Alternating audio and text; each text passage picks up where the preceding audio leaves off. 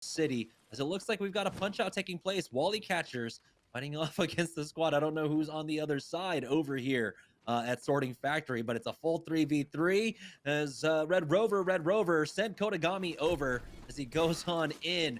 we've got Stink on the Mirage as well, but it looks like Wally Catchers are taking too much damage there. Oh, never mind. Oh, wait. There it is. Okay, Smile will get the full team fight win. Wasn't even close. Smile just obviously much more skilled overall, better Apex players in general. That's why they win that one. But I don't think we were ever expecting a 50-50 fighting boxing match there coming in.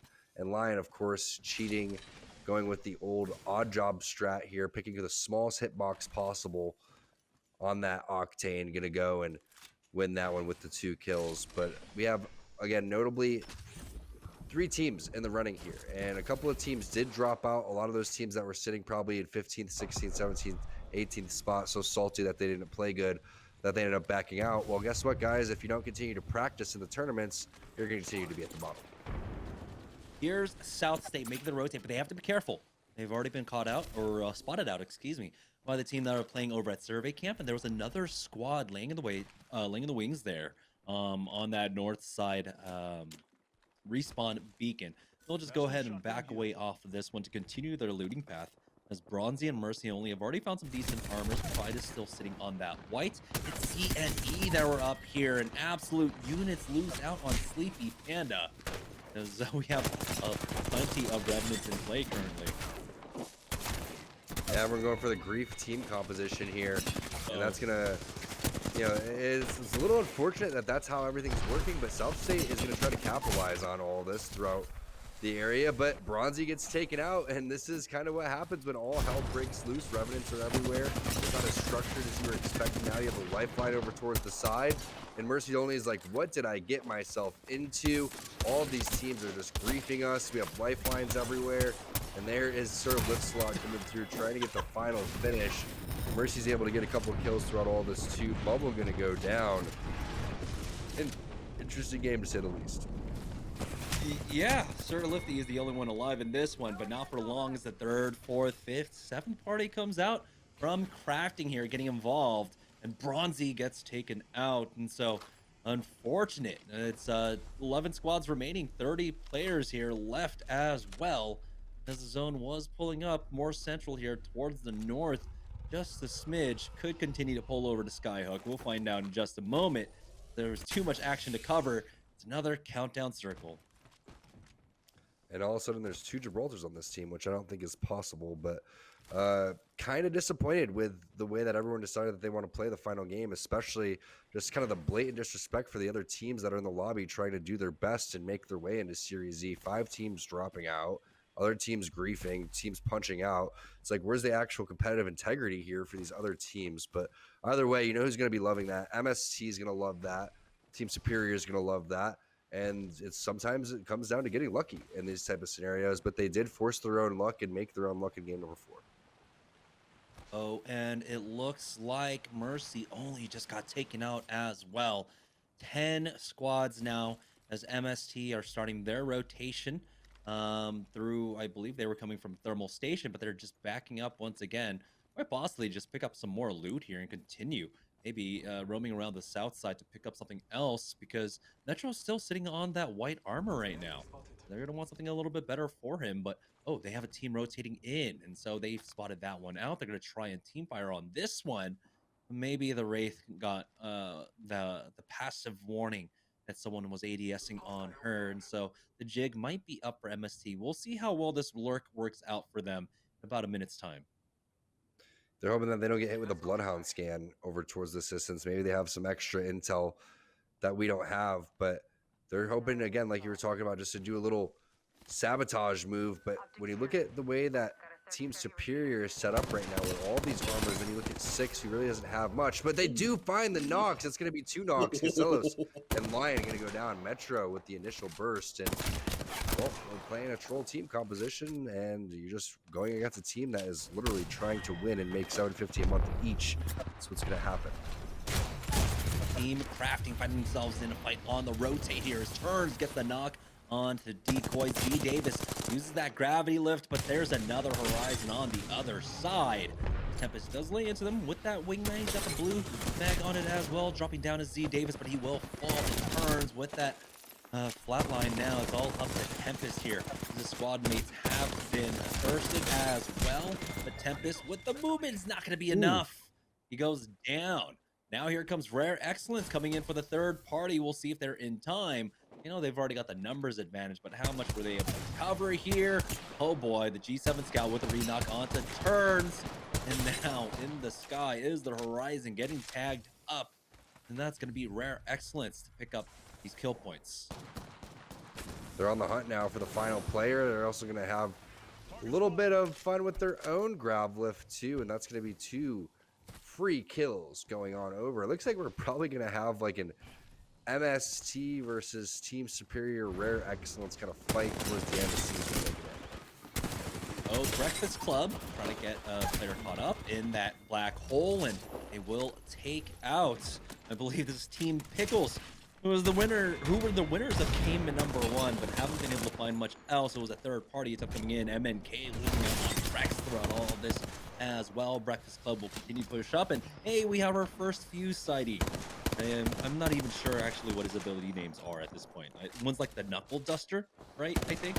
One's giant flaming grenade that goes half across the map and takes off all of your health. That's the name of that one. So MST are getting involved in this, by the way. Six has come in, was able to get the knock on to clarify. Panders was able to finish off Niles, and here's MST continuing that momentum off of game number 4. No, there's not enough players left for them to try and drop another 20 bomb here in in this final game of the evening. Yeah, it's definitely not possible with the amount of players that backed out, but Team Superior now in a tough spot. Rakanishu goes down. His Wassen gonna open things up. These are the 2 teams that are kind of duking it out here. Probably the most important fight we've seen in game number 5 so far. Joey Blackout, does he want to try to go for the res? They've already started to infiltrate over towards the train tunnel area. It's going to be a 2 versus 3 situation. Kiyun's going to finish him off with the Hemlock. Now they're starting to chase down the team that they know they need to eliminate. They cannot allow these teams to rat out and continue to get more placement points. So this is the opportunity here for Rare Excellence. Yeah, Team Superior 1 point behind MST heading into this game. Rare Excellence were 10 points behind Team Superior, and this is where they can make up the ground now with South State going down early on. Our 5 squads remaining here with 14 players left. It's just that one squad. It's just Team Superior who are down to a duo. MST making their way through the train tunnel here. They don't have to full commit onto this one. If they want, they can, of course, swing around to the south, over to the west, and make their way on through here. But 6 will play the scout for his squad. Spots 1 out over in the train tracks, and then 2 more on top of those buildings here. Do they want to full commit onto this now? It looks like they'll just back away and find another way to rotate in for this zone. And Team Superior is dip set big time over towards the edge of the zone here. They're going to go as far as possible, probably even take this balloon over towards the edge and try to rat it out for placement points and hope that MST gets eliminated, hope that Rare Excellence gets eliminated, because now they are fighting for their life over here with just a duo. Unfortunate for Rakanishu that he got sniped. His Wassen being the bearer of bad news over there. Banner is going to expire, and just like anticipated, they are going to take the balloon out. And MST making the southern rotate here for this zone. They've got, of course, the Bloodhound scan ahead of them. They do have to be careful. Remember, they were one of the squads that did that lurk play early on, so they have to be worried of it themselves. But they have the counter to it in that Bloodhound.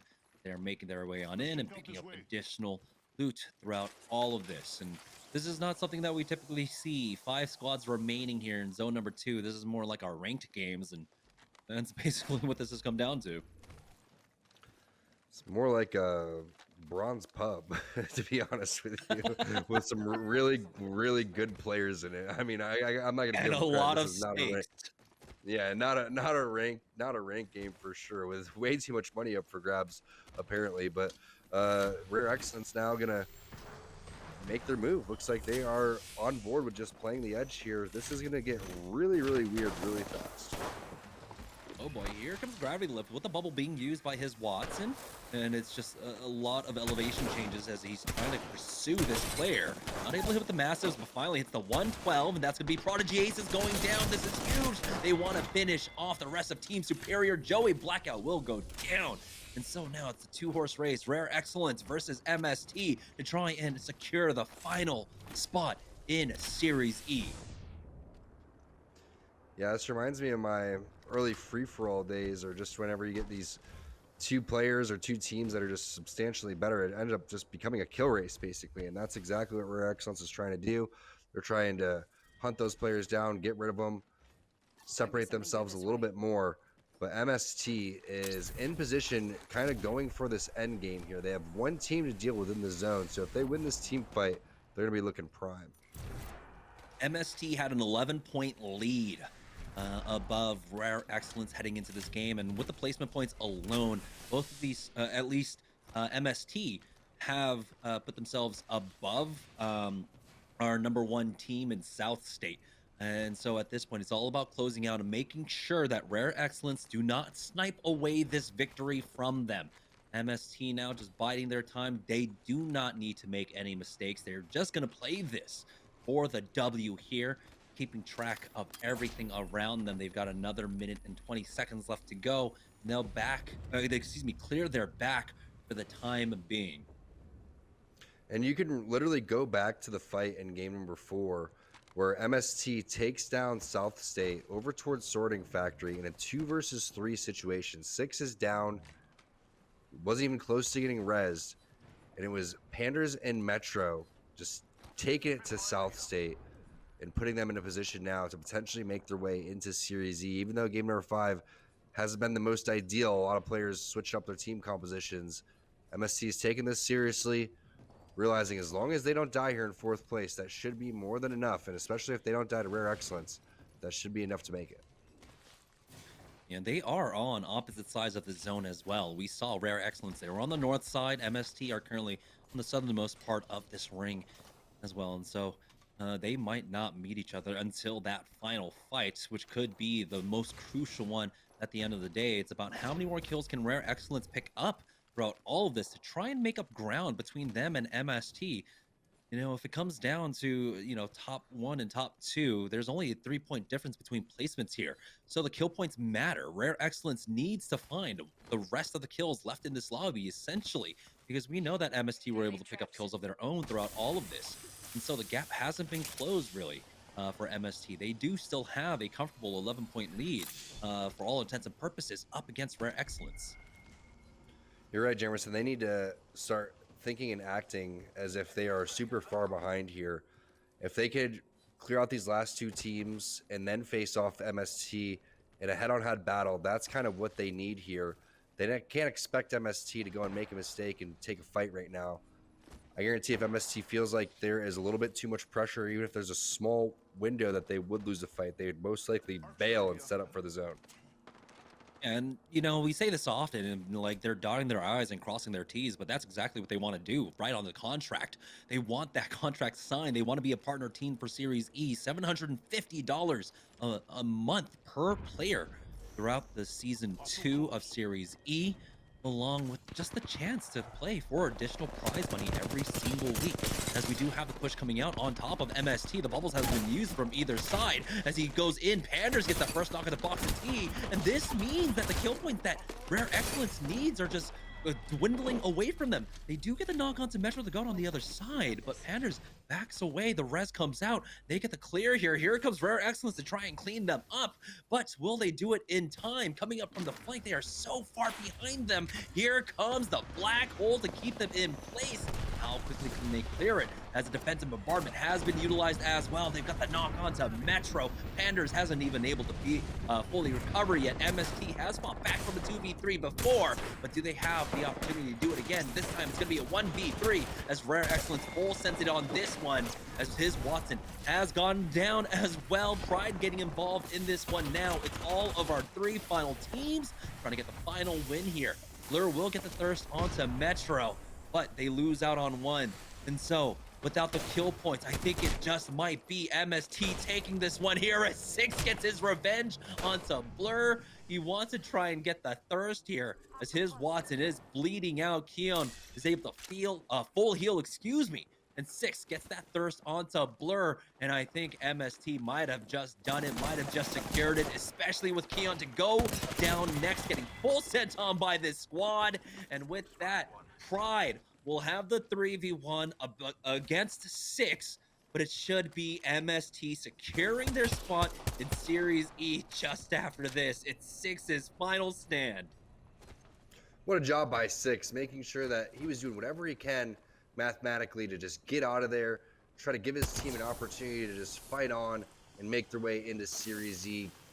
2 versus 1 situation, understands the third party is going to be there, and now he's going to have this basically victory lap in this 3 versus 1, which it doesn't matter if he wins or not. Pride takes game number 5. And that is our final game of the